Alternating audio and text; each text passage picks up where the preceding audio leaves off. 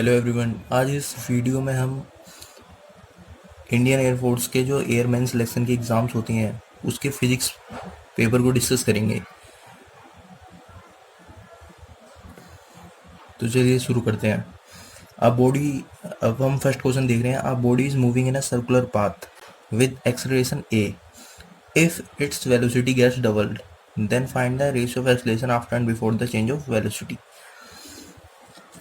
अब यहाँ पर ये कह रहा है कि एक बॉडी है, वो मूव कर रही है सर्कुलर पाथ में। अब सर्कुलर पाथ में मूव कर रही है बॉडी, तो हमें पता है जो सेंटीमीटर एक्सलेशन होता है इन सर्कुलर पाथ वो क्या होता है, v²/r। सेंटीमीटर एक्सलेशन जो होता है वो v²/r होता है। तो फर्स्ट केस में जब हमारी वेलोसिटी v थी तब तो ये एक्सलेशन था। अब हमने जो वेलोसिटी है उसे 2v कर दिया है, वेलोसिटी को डबल कर दिया, तो ए डैश होगा वो क्या हो जाएगा 2v² इक्वल टू 4v²। तो a dash upon a equal to हो गया 4v² अपॉन में v²। इसका आ गया 4/1। जो रेशियो होगा वो क्या होगा, ए डैश रेशियो ए का होगा 4:1। तो ये 4:1 था। अगर हम एक्सलेशन को ऊपर लें, अब ये कह रहा है कि आफ्टर आफ्टर एंड बिफोर, मतलब वेलोसिटी चेंज होने के बाद, तो इसका आंसर क्या होगा 4:1।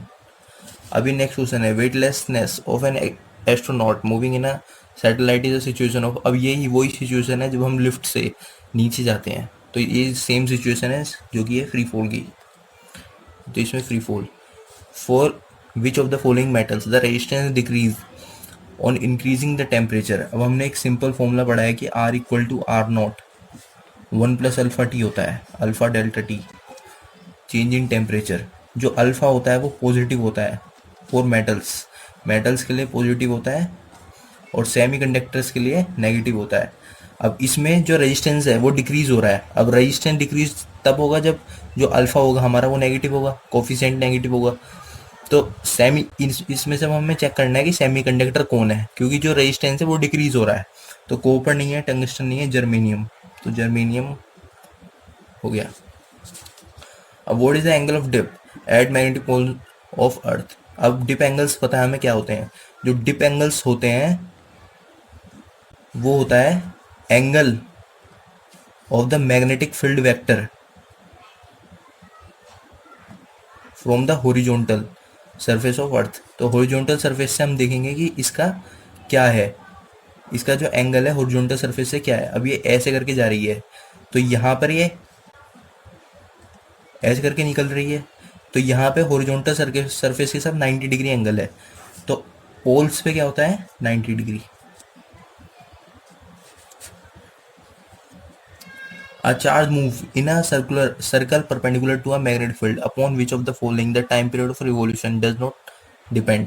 इनमें से हमें एक चार्ज है वो एक मैग्नेटिक फील्ड में मूव कर रहा है, हमें बताना है इसमें से कौन सी चीज़ को चेंज करने पे उसके टाइम पीरियड पे कोई फर्क नहीं पड़ेगा। तो अब हमने इसमें एक सिंपल फॉर्मूला पढ़ रखा है कि जो फोर्स होता है, जो फोर्स कोजिंग होता है movement of charge in a magnetic field, वो होता है F equal to Q V B या फिर क्यू वी क्रॉस बी। अब इसे हम इक्वल रखते हैं mv²/r के। ये सब कुछ डिफाइंड है पहले से mv²/r के, क्योंकि ये सेंटीमीटर एक्सेलरेशन है, दोनों का इक्विलिब्रियम बना रहना चाहिए फ्लो के लिए। अब mv²/r, अब यहाँ से हमने r है, r की वैल्यू निकाली तो आया mv/qb। r equal to mv/qb आया। अब हमें टाइम पीरियड निकालना है, तो टाइम पीरियड इक्वल टू कितना होता है, time period equal to 2πr/v होता है, distance travelled upon velocity 2πr/v। तो इसमें हम r की वैल्यू पुट कर देंगे, तो 2π अपॉन में v, और r की वैल्यू क्या है mv/qb। तो v से v कैंसिल हो गया, यहाँ पर आ गया 2πm/qb। तो यहाँ पर ये टाइम पीरियड का फॉर्मूला है 2πm/qb। तो इसमें जो जो चीज़ आ रही है, मैग्नेटिक फील्ड आ रहा है इसमें बी, चार्ज आ रहा है इसमें, चार्ज आ रहा है इसमें, इसमें मास ऑफ पार्टिकल भी आ रहा है एम, लेकिन इसमें वेलोसिटी ऑफ द पार्टिकल नहीं आ रही है वी, जो कि कट चुकी है ऊपर। तो इस पे वेलोसिटी चेंज करने पे कोई फर्क नहीं पड़ेगा। अब हम मेनली जो न्यूमेरिकल प्रॉब्लम है उन पर फोकस करेंगे, क्योंकि फिर ये वीडियो थोड़ा लंबा हो जाएगा। अब ये एटॉमिक नंबर है, एक न्यूक्लियस का दे रखा है एटॉमिक नंबर जेड और एटॉमिक मास दे रखा है एम। तो सिंपल है, जो एम होता है वो होता है प्रोटॉन प्लस न्यूट्रॉन, और जेड जो होता है वो होता है नंबर ऑफ प्रोटॉन्स। तो अगर हम एम माइनस जेड कर दें तो हमें पता चल जाएगा find the number of neutrons. तो इसका कौन सा हो गया, एम माइनस जेड। ये 9th क्लास में सेकंड चैप्टर है। अब ये सिंपल है, सिंपल कंसेप्चुअल क्वेश्चन है ये। Filter use to get smooth DC output, हमें डीसी आउटपुट स्मूथ चाहिए तो हम क्या यूज़ करते हैं, फिल्टर यूज़ करते हैं। अब इस क्वेश्चन में 2 बॉडीज़ हैं, 2 किलोग्राम 4 किलोग्राम की, वो मूव कर रही हैं 20, जो 2 किलोग्राम वाली बॉडी है वो 20 मीटर पर सेकंड से मूव कर रही है, और ये 10 मीटर पर सेकंड से मूव कर रही है एक दूसरे के पास में। तो ये एक बॉडी ऐसे है, ये इस तरफ जा रही है, और दूसरी बॉडी ऐसे इस तरफ जा रही है। तो हमें बताना है find the velocity of centre of मास। तो सेंटर ऑफ मास है, उसकी वेलोसिटी पता लगानी है। तो velocity of centre of mass equal to होता है m1v1 प्लस m2v2 अपॉन में m1 प्लस m2। ये फॉर्मूला होता है डायरेक्ट। अब ये फॉर्मूला है m1v1 इक्वल टू m2v2। अब m1 जो है वो हमारा कितना है, m1 है हमारा 2, v1 है हमारा 20, और m2 जो है हमारा वो 4 किलोग्राम। अब यहाँ पे 4 किलोग्राम आएगा, पर v2 जो है हमारा वो v2 अब एक दूसरे के आस अपोजिट मूव कर रही है, तो इसकी वेलोसिटी हमें नेगेटिव लेनी पड़ेगी। तो माइनस का 10, तो 2 40 और 4 40, तो 40 40 कैंसिल 0। तो इसका जो सेंटर ऑफ मास की जो वेलोसिटी होगी वो कितनी होगी, 0। अब नेक्स्ट क्वेश्चन है रेडियस ऑफ जायरेशन का क्वेश्चन है ये। अब हमें ये पता है कि जो स्फीयर होता है उसकी जो मोमेंट ऑफ इनर्शिया होता है वो 2/5 mr² है, अगर वो स्फीयर सॉलिड है। अगर होलो है तो 2/3 mr² फॉर्मूला होता है, ठीक है। About a certain axis is R, find the distance of this axis from the centre of sphere. तो हम रेडियस ऑफ जायरेशन जो होता है वो के से डिनोट करते हैं। तो m² ये हमारा मोमेंट है, और 4 सॉलिड स्फीयर के लिए जो मोमेंट होता है वो 2/5 mr² होता है। तो यहाँ से हम k को इक्वेट कर देंगे, यहाँ से हम k को इक्वेट कर देंगे।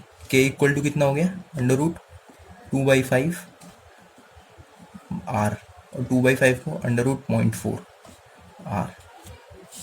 तो इसका कौन सा हो गया ये, √0.4 r। अब नेक्स्ट क्वेश्चन, इस क्वेश्चन में हमने देखा है फर्स्ट लॉ ऑफ थर्मोडायनेमिक्स क्या कहता है। फर्स्ट लॉ ऑफ थर्मोडायनेमिक्स कहता है del Q equal to del W plus du। ये सिंपल बात कहता है। अब ये कह रहा है कि एडियाबैटिक एक्सपेंशन है, तो एडियाबैटिक एक्सपेंशन के जो del Q होता है वो 0 होगा। तो इसका मतलब हो गया जो du है वो माइनस ऑफ del W होगा। तो यहाँ पे जो डेल्टा U है, तो डेल्टा U क्या है, नेगेटिव आ रहा है, क्योंकि वर्क तो पॉजिटिव है, तो डेल्टा U नेगेटिव आ रहा है। तो ये वाला ऑप्शन है। आगे के क्वेश्चंस के सॉल्यूशन नेक्स्ट वीडियो में।